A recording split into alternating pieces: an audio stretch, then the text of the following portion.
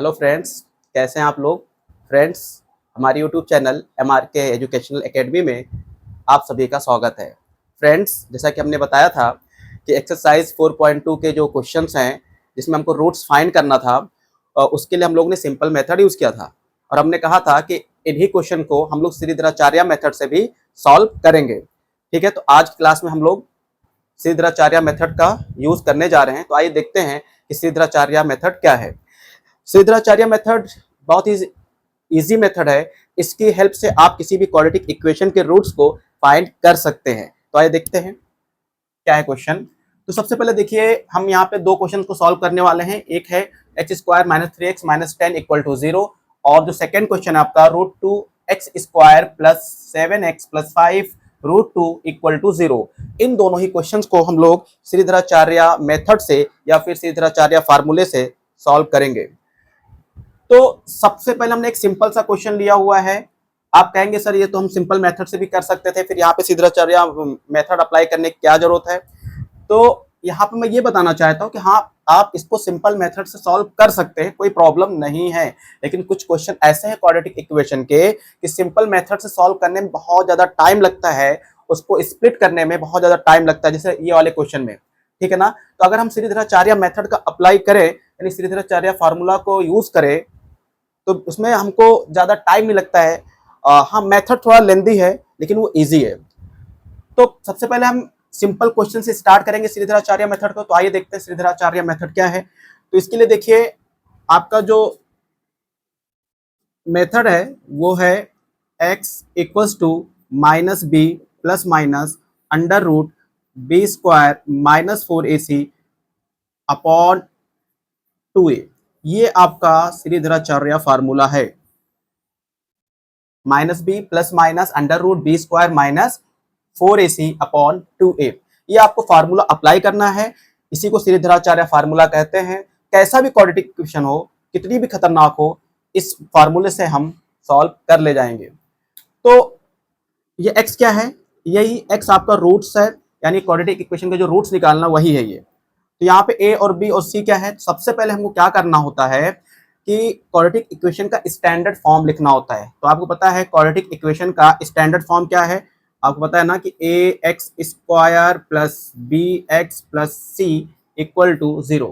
ये quadratic equation का standard form है। अब हम यहाँ से कंपेयर करेंगे तो देखिए, यहाँ से एक्स स्क्वायर का कोफिशिएंट क्या a है, यहाँ पर एक्स स्क्वायर का कोफिशिएंट क्या है 1 है। तो यहाँ से a की वैल्यू कितनी हो जाएगी, 1 हो जाएगी। ठीक है। फिर यहाँ पे देखिए x का कोफिशिएंट क्या है, b है।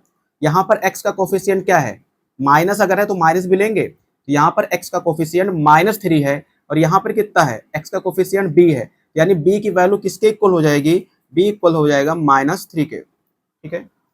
फिर यहाँ पे देखिए कांस्टेंट टर्म कितना है, यानी c की वैल्यू क्या है, तो कंपेयर कर लीजिए। c की वैल्यू आ जाएगी यहाँ से -10। आपको एक चीज याद रखना है फ्रेंड्स कि अगर माइनस है तो माइनस भी साथ में लेंगे, छोड़ना नहीं है आपको। इस तरीके देखिए, यहाँ से a की वैल्यू 1, b की वैल्यू -3, c की वैल्यू -10 आ गई है। अब इस फार्मूले में हम पुट कर देंगे तो x इक्वल हो जाएगा माइनस b कितना है, यहाँ पे देखिए -3 है, plus minus under root b कितना है -3 है, स्क्वायर लगा हुआ लगा दिया, -4, a की वैल्यू कितनी 1 है और c की वैल्यू कितनी है -10 है, अपॉन 2a। a कितनी है, a की वैल्यू क्या है 1 है। यहाँ से देखिए ब्रैकेट के अंदर माइनस, ब्रैकेट से पहले माइनस है तो माइनस इंटू माइनस क्या होता है, प्लस होता है। तो यहाँ से हो जाएगा आपका 3 प्लस माइनस, ये देखिए माइनस का स्क्वायर क्या हो जाएगा प्लस, यानी माइनस के ऊपर कोई भी इवन पावर हो उसकी वजह से क्या हो जाता है, प्लस हो जाता है। तो माइनस का स्क्वायर है, यहाँ पे इवन पावर है तो प्लस हो जाएगा, और 3 का स्क्वायर होता है 9।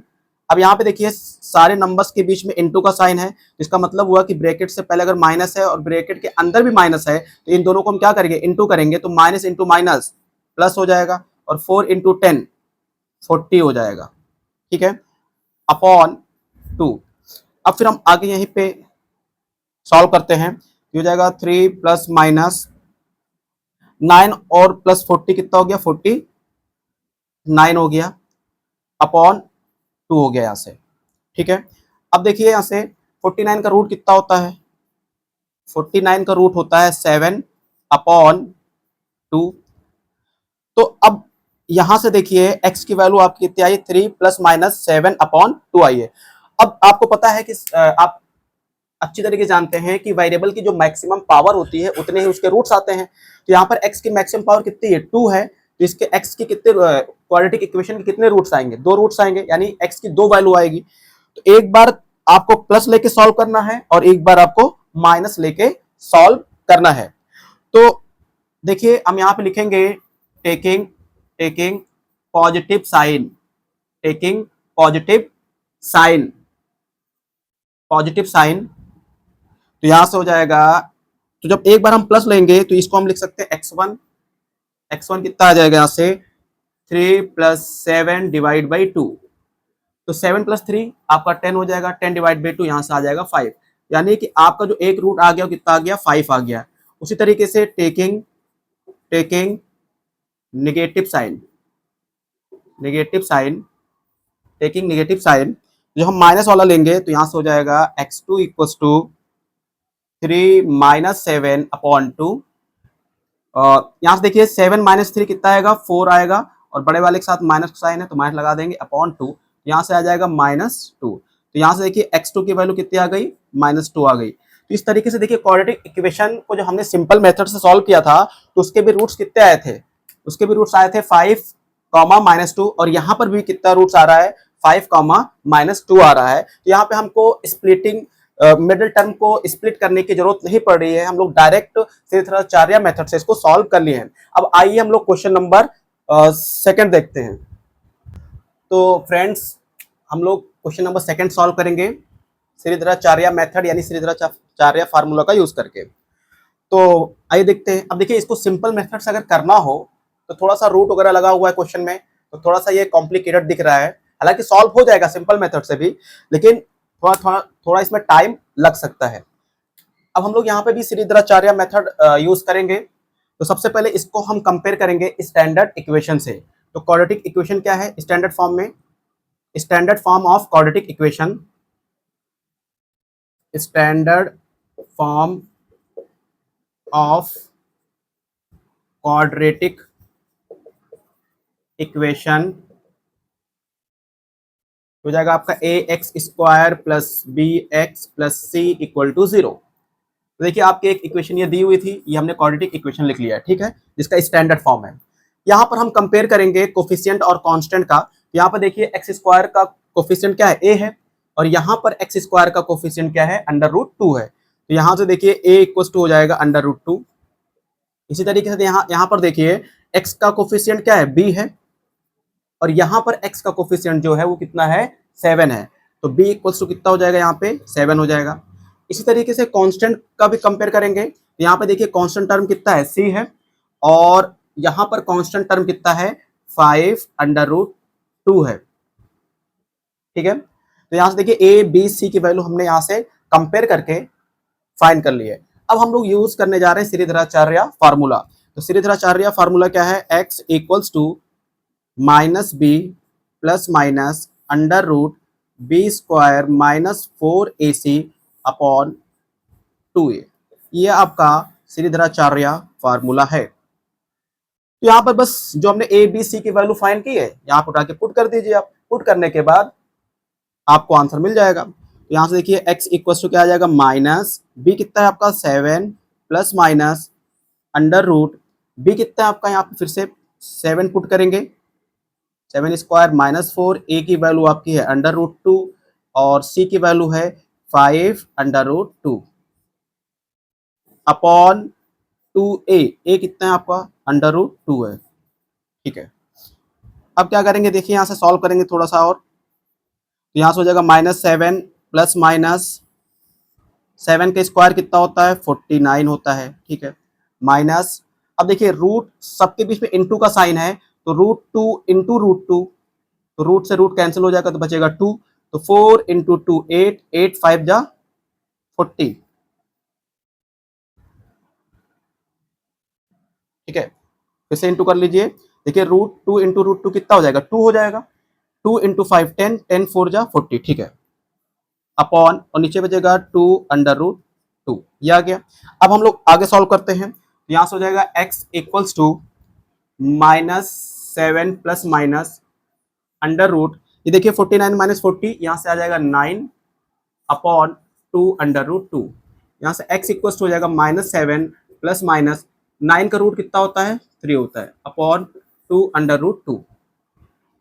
तो अब फ्रेंड्स देखिए x की वैल्यू ये निकल के आ गई। हालांकि आपका ये अभी आंसर नहीं है, क्योंकि आपको पता है कि क्वाड्रेटिक इक्वेशन की मैक्सिमम पावर कितनी होती है 2 होती है। तो जितनी इसकी मैक्सिमम पावर होती है उतने ही इसके रूट्स निकल के आएंगे। ठीक है, तो यहाँ पर देखिए मैक्सिमम पावर 2 है, यानी x के क्वाड्रेटिक इक्वेशन के कितने रूट्स आएंगे 2 रूट्स आएंगे। ठीक है, यानी x की कितनी वैल्यू आएगी 2 आएगी। तो इस तरीके से हमको यहाँ पे 2 वैल्यूज निकालनी है, एक हम x1 ले लेंगे और एक x2 ले लेंगे। तो जब हम लोग x1 लिखेंगे तो प्लस साइन लिखेंगे और जब x2 लिखेंगे तो माइनस साइन लिखेंगे। तो चलिए यहाँ पे देखते हैं x1 कितना आएगा। x1 इक्वल्स टू माइनस, या फिर ऐसे लिख लीजिए क्योंकि आपको बोर्ड के एग्जाम में लिखना होता है। तो टेकिंग पॉजिटिव साइन, यहाँ से हो जाएगा x1 equals to -7 plus 3 upon 2 under root 2। ठीक है, यहाँ से हो जाएगा आपका देखिए -7 प्लस 3 तो कितना आएगा -4 आ जाएगा अपॉन 2 अंडर रूट 2 x1। ये डिवाइड हो जाएगा 2 1 2 2 2 4, यहाँ से आ जाएगा x1 equals to -2 upon under root 2। अब देखिए आप इसको सॉल्व कर सकते हैं, क्योंकि देखिए डिवाइड में डिनोमिनेटर में अंडर रूट 2 है, तो हम चाहते हैं कि डिनोमिनेटर से रूट हट जाए। तो 2 को हम लिख सकते हैं minus under root 2 into under root 2 divide by under root 2। हम 2 को क्या लिख सकते हैं under root 2 into under root 2, और नीचे अंडर रूट 2 पहले से ही है, तो एक रूट से एक रूट गया आपका। तो x1 इक्वल्स टू आ जाएगा माइनस अंडर रूट 2। तो देखिए x1 की एक वैल्यू कितनी आ गई माइनस अंडर रूट 2 आ गई, यानी हमने सॉल्व कर लिया। तो एक रूट्स कितना आ गया है माइनस अंडर रूट 2। अब हम लोग सेकेंड वाला रूट फाइंड करेंगे। सेकेंड वाला रूट तो क्या करेंगे, हमने पहले टेकिंग पॉजिटिव साइन, यानी पहले हमने पॉजिटिव साइन लिया था, अब क्या लेंगे नेगेटिव साइन। तो टेकिंग नेगेटिव साइन, तो यहां से हो जाएगा x2। जब पॉजिटिव लिया था तो हमने x1 लिया था, अब नेगेटिव ले रहे हैं तो x2 लेंगे। तो x2 equals to -7 -3 divide by 2 under root 2। यहाँ देखिए दोनों साइन सेम है तो ऐड हो जाएगा, तो 7 प्लस 3 10 हो जाएगा, और दोनों के साथ माइनस का साइन है तो माइनस लगा देंगे अपॉन 2 अंडर रूट 2। अब देखिए यहाँ से 2 1 2 2 5 10, तो यहाँ से आएगा -5 अपॉन अंडर रूट 2। हम चाहते हैं कि डिनोमिनेटर से रूट हट जाए, तो क्या करना होगा आपको रूट से ऊपर नीचे मल्टीप्लाई करना पड़ जाएगा। तो -5 under root 2 under root 2 under root 2। हम क्या कर रहे हैं रूट से ऊपर नीचे इंटू कर देंगे, कोई फर्क नहीं पड़ेगा। तो देखिए यहाँ से हो जाएगा -5 अंडर रूट 2, और रूट से रूट कैंसिल हो गया तो यहाँ बचा आपका 2। ठीक है, तो यहाँ से x2 की वैल्यू कितनी आ गई -5 अंडर रूट 2 अपॉन 2 आ गई। ठीक है, तो देखिए इस तरीके से आपने x1 की वैल्यू कितनी फाइंड कर ली -√2 और x2 की वैल्यू -5 अंडर रूट 2 अपॉन 2। आप चाहें तो आपका आंसर ये भी हो सकता है, कोई दिक्कत नहीं है, ये भी सही है। और अगर मान लीजिए रूट 2 हटाना तो आपको इस तरीके से भी करना होगा, यानी इस तरीके से भी कर सकते हैं। तो यहां तक भी आपका आंसर सही है। तो इस तरीके से देखिए हमने इतने टफ क्वेश्चन को, इतने कॉम्प्लिकेटेड क्वेश्चन को श्रीधराचार्य मेथड से कितनी आसानी से सॉल्व कर लिया है। तो फ्रेंड्स ये रहा श्रीधराचार्य मेथड। आपको खुद समझ में आ गया होगा कि सिंपल मेथड इजी है या श्रीधराचार्य मेथड इजी है। सिंपल मेथड में आपको बहुत ज्यादा टाइम लगता है, दिमाग लगाना पड़ता है, क्योंकि मिडिल टर्म को स्प्लिट करना होता है। और यहाँ पे देखिए कुछ नहीं, आपको सिर्फ ABC की वैल्यू फाइंड करना होता है और श्रीधराचार्य मेथड के अंदर पुट कर देना होता है, यानी श्रीधराचार्य का जो फार्मूला उसमें रख देना होता है और हमारा आंसर आ जाता है। तो फ्रेंड्स अगर आपको ये वीडियो कैसी लगी आप कमेंट में जरूर बताइएगा, और अगर आपको वीडियो अच्छी लगी हो तो प्लीज चैनल को लाइक करें, सब्सक्राइब करें और ज्यादा से ज्यादा शेयर करें। Thank you.